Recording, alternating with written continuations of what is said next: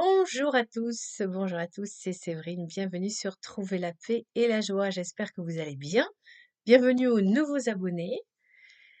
Et aujourd'hui, voilà, j'avais envie de vous parler d'un thème vraiment qui préoccupe beaucoup de Français, l'insomnie et comment la Bible peut nous aider à vaincre l'insomnie. Parce que vous voyez, pendant mes 2 semaines de vacances médiatiques, j'ai vraiment beaucoup réfléchi et j'ai vraiment compris que en tant que chrétien, notre mode d'emploi, notre façon de vivre, c'est ce qu'il y a dans la Bible. Alors, nous sommes nombreux à avoir des problèmes de sommeil et souvent, bien, nous avons recours à des médicaments qui ne sont pas forcément très bons, puisque vous le savez que certains médicaments créent une dépendance et puis certains peuvent même créer aussi une dépression. Alors, je ne vous dis pas d'arrêter vos médicaments, mais voilà, Dieu a tout prévu. Et voilà, moi, ce que je pratique quand je suis réveillée la nuit à cause de mes problèmes de santé. Eh bien, c'est très simple. En fait, je cite un verset que j'aime beaucoup, qui me parle beaucoup, que vous connaissez, qui est issu d'un psaume de David très connu, Le Seigneur est mon berger. Le Seigneur est mon berger, rien ne saurait me manquer. Sur des frais pâturages, il me fait reposer. Il me mène vers des eaux tranquilles et me fait revivre. Je le redis encore une fois. Le Seigneur est mon berger, rien ne saurait me manquer.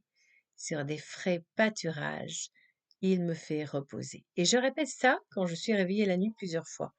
Et ça m'apporte énormément, énormément de calme, en fait. Ça m'apporte énormément de calme et ça m'aide à me rendormir. Alors voilà, je vous propose, vous pouvez essayer avec ce verset-là ou en trouver d'autres, mais vraiment la nuit, c'est très important si vous êtes réveillé. Ayez comme ça un verset que vous aimez, qui vous apaise et répétez-le encore et encore, un petit peu comme un mantra, sauf que là, ça sera un mantra chrétien, donc ça sera un mantra vraiment puissant, un mantra de vérité.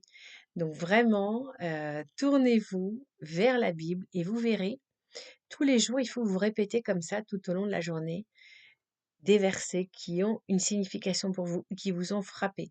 Il faut lire la Bible tous les jours. J'en ai déjà parlé plusieurs fois. Il y a différentes applications avec Prier aujourd'hui de la communauté de l'Emmanuel ou Open Bible de NDLM. Et plus vous allez comme ça mastiquer la parole de Dieu, plus vous allez voir que tel de la nourriture, cela va vraiment pénétrer dans chaque cellule de votre corps et ça va vous aider dans différentes situations de vie. Donc là, en l'occurrence, c'est dans les cas d'insomnie.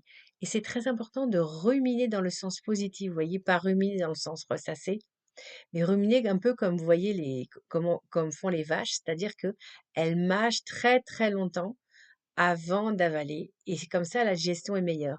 Eh bien nous, c'est pareil, nous devons mâcher la parole de Dieu longtemps et elle va pénétrer comme ça en nous et vous verrez que vous allez pouvoir vous rendormir et que vos problèmes vont s'atténuer, que votre insomnie sera vaincue. Voilà, j'espère que ce petit podcast vous aura encouragé à lire la parole de Dieu et à la pratiquer parce que c'est vraiment ça. Il faut pratiquer la parole de Dieu, vous verrez votre vie sera changée. Alors pour les nouveaux abonnés, je précise que sur ma chaîne YouTube, vous avez dans l'onglet communauté différents posts que je vous recommande.